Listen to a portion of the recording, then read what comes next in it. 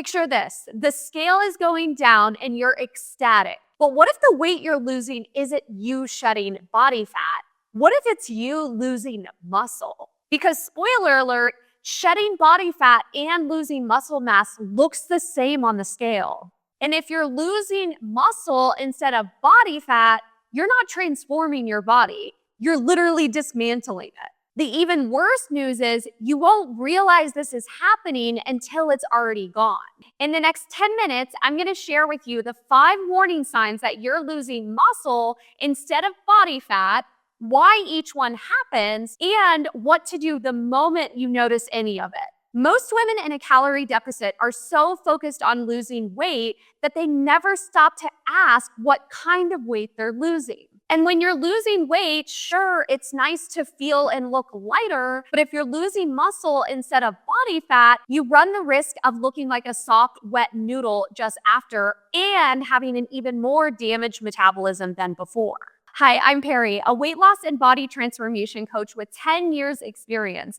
After working with hundreds of women, I can tell you that losing muscle while in a calorie deficit or in an attempt to lose weight can be one of the most common and the most damaging things you can do for sustainable weight loss. The good news is you can prevent muscle loss entirely as long as you take the right strategy and know how to course correct if you ever need to. Here are the 5 warning signs that you're losing muscle instead of body fat.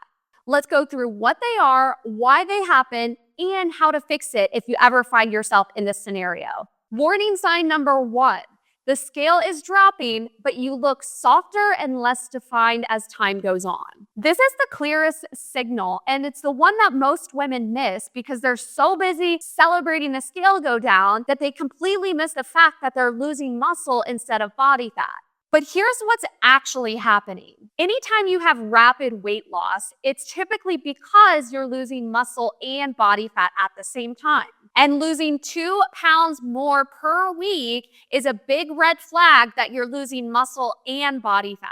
As the weight starts to fall off and as muscle disappears, the body is left looking soft, deflated, and just doesn't have much toning or definition to it. The even crazier thing is your body fat percentage can go up even if you're losing weight. So what happens is you might end up with a lighter body, but a higher body fat percentage, which is not what you want for so many different reasons. Here are 3 things to watch out for. 1, losing weight quickly, but not seeing any true definition or firmness. 2, looking and feeling softer without any actual toning and definition. And 3, your clothes fitting differently in terms of size, but not differently in terms of shape.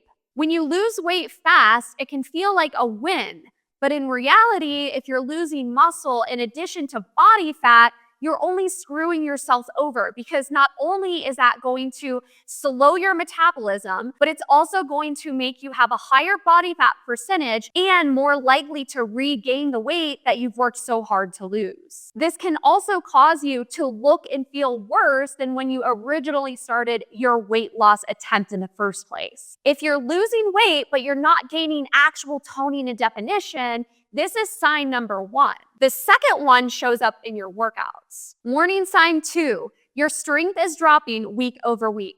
Strength has a direct correlation to muscle retention. And if you're getting weaker, whether in the gym or in your at-home workouts, this is a surefire sign that you're losing muscle instead of body fat. Here's what this looks like in real life. Weights that used to feel manageable now feel difficult or impossible to pick up. You are unable to complete the same amount of reps and or at the same weight as you did 2 weeks prior. Your workouts feel harder, even though your food and other exercise regimens haven't changed at all. And last, you feel fatigued during workouts, even if you've rested in between. Here's why this happens. 1, you're in too big of a deficit. Your calories, your protein, your carbs are all way too low. And in turn, your body is using muscle as fuel because it doesn't have the food intake it needs to survive and thrive. 2, you're not properly strength training in your deficit.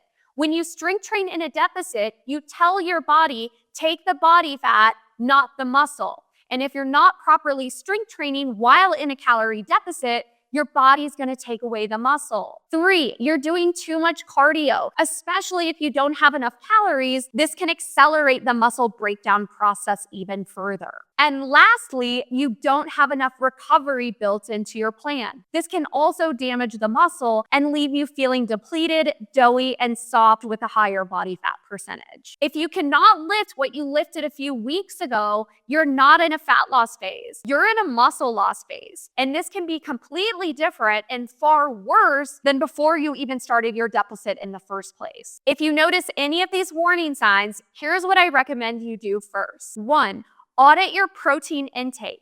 Most women need about 30 to 40 grams of protein per meal to tell the body that you want to keep the muscle and to take the fat. 2, check your overall calorie intake.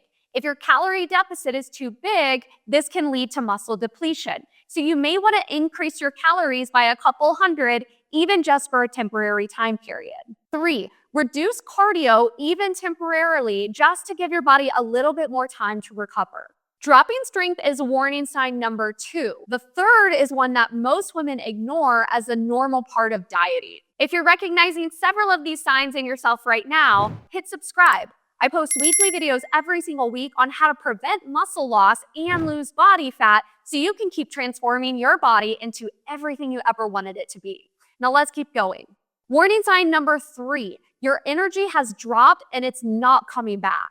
Some fatigue during a fat loss phase is normal, but if it's chronic and it's intense, that means that you're losing muscle and not body fat. Here's how you can distinguish between the two. While it's normal for energy levels to dip mildly, especially in the beginning of a fat loss phase, if it becomes chronic and or intense energy dips and or you're chronically exhausted and fatigued all the time, this is a surefire sign that you're losing muscle instead of body fat. This can also show up as feeling depleted even on rest and recovery days. Now, you might be thinking, okay, Perry, but if I'm trying to lose weight, it's okay to lose a little bit of muscle in the process if it means I can lose all of this body fat, right? Wrong. We always want to preserve as much muscle as possible. And here's why. Muscle burns more calories than fat, even at rest, which helps to boost your metabolism and burn more calories overall. If muscle breaks down, you're automatically burning less calories than you did before. Your body also stops prioritizing performance and recovery, which means when you had more muscle, your body was running more like a machine. When you don't, you start to move into survival mode. Lastly, your thyroid and cortisol levels can be affected, especially if you're in a deficit too long and or if you're losing muscle at the same time. Feeling tired all the time is not just a sign or symptom that you're in a calorie deficit. These are all signs that your body is sending a distress signal. And if you keep cutting calories even more and or if you keep ignoring it, you're going to be left with a lighter weight maybe, but higher body fat percentage, a damaged metabolism, and chronic fatigue. If any of this starts to happen, here's what you can check in on. Sleep quantity and sleep quality. We want to aim for 7 to 8 hours of quality sleep. Your daily calorie intake relative to what your daily calorie burn is. This tells us how big of a deficit you're actually in. Your stress levels and overall recovery capacity. Your protein and carb intake, because muscle retention needs both, plus adequate calories. Chronic low energy is warning sign number 3. Number 4 is a place that most women never look. Warning sign number 4. Your hunger is out of control despite eating enough. If you're constantly hungry in your calorie deficit, and not just the boredom hungry or I have a craving type of hunger, I'm talking about the intense chronic hunger and your current food intake is not correcting it, this is a sure sign that you're losing muscle instead of just body fat. Here's what's happening physiologically. Ghrelin, which is your hunger hormone, increases when you're losing muscle mass. Leptin, which is your hormone that says you're full and happy, decreases during a calorie deficit, especially if you're also losing muscle mass. Your body then signals that it needs more fuel to protect its remaining tissue, aka your hunger cues go through the roof. This isn't a willpower problem. This is an actual hormonal response in relation to a calorie deficit. But it gets worse if you're losing muscle, not just body fat. Here's what this feels like and what it looks like in real life. Eating a full meal, then feeling hungry about an hour later. Intense cravings for carbohydrates and high-fat foods. Thinking about food constantly, even though you recently just ate. Feeling unable to stick to your plan despite your best efforts. If you're always hungry, the answer is not more willpower. It's a better strategy that's going to help you see better results and help you be more successful. While some hunger is normal in a calorie deficit, yes, there are smarter strategies and tactics we can implement to help us retain our muscle mass as we lose body fat and help us stick with our plan a little bit better too. Here's what you can do to help with the hunger pains while in a deficit. 1. Increase protein immediately. Protein is the most satiating macronutrient and it helps us maintain our muscle mass. 2. Add more fiber-rich, single-ingredient whole foods. This will not only help to increase fiber, which helps us stay fuller longer, but it also increases our volume foods, which is how we can eat more food without packing on the calories. So think about adding low-carb veggies to every single meal, and yes, even breakfast. Then you need to reassess whether your calorie intake is at an appropriate amount. You may need to slightly increase or decrease your calories depending on your overall goal and your activity level. Lastly, you may want to consider a 3 to 4 week diet break, bringing your calories back up to a maintenance level and your activity to a regular, normal, steady state. This will give you a little bit of a break to let your hormones rebalance before entering back into a fat loss phase. Uncontrollable hunger is warning sign number 4. The fifth and final one is one that women don't connect to muscle loss at all. Warning sign number 5. Your weight bounces back rapidly the moment you eat normally again. If you've lost weight and then you regain it back super quickly, I'm talking within the first couple of weeks or the first month after eating normally again, this is a sign that you've lost muscle, not just body fat. Here's why this happens. Muscle tissue is metabolically expensive, meaning when you lose muscle mass, your metabolism slows. A slower metabolism means that you now have to live your life at a lower overall calorie intake. This means that you're eating less food just to function as the human you were before. If you return to eating like you did prior, even if it's at a healthier intake, you might actually be in a calorie surplus, which means the weight just piles on even though you haven't changed anything. Lastly, when the weight comes piling back on, it actually comes on as body fat, not as muscle mass, which honestly just sucks. Here's what happens physiologically in that yo-yo weight gain cycle. 1. Restrict hard, lose a bunch of body fat, but also lose muscle at the same time.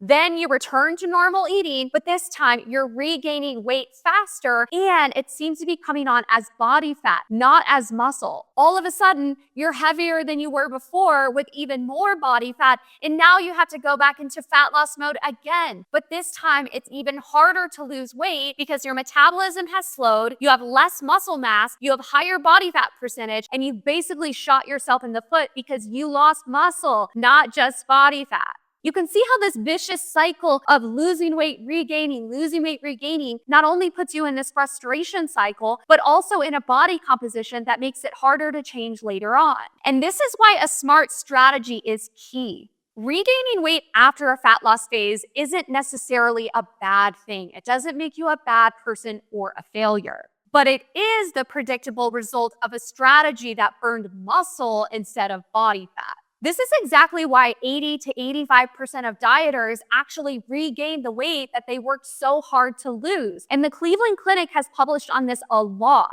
If 2 of the following warning signs apply to you, this is a sign that you're losing muscle instead of body fat. Here's an immediate action plan you can take. 1. Stop the bleeding now. Do not cut calories further and do not slash carbs. In fact, you may want to increase your calories by a couple hundred, even just for a couple of weeks. 2, increase protein to 30 to 40 grams per meal. 3, reduce cardio volume immediately, even if it's just temporarily. 4, get 3 to 4 heavy strength training sessions in per week. This is going to signal to the body to take the body fat, leave the muscle with meat. Next, you want to begin the repair. You can do this by entering a metabolic reset phase, where you slowly increase calories and slowly decrease activity over the course of 8 to 12 weeks. Next, we want to focus on progressive overload training, where you actually track your reps and your weights each week and then beat your score. Last and most important, we want to give your metabolism and your body time to recover before entering another fat loss phase. This is where sometimes a 2 to 4 month break can be really good for the body if you've been dieting for too long. The key mindset shift here is not all weight loss is good.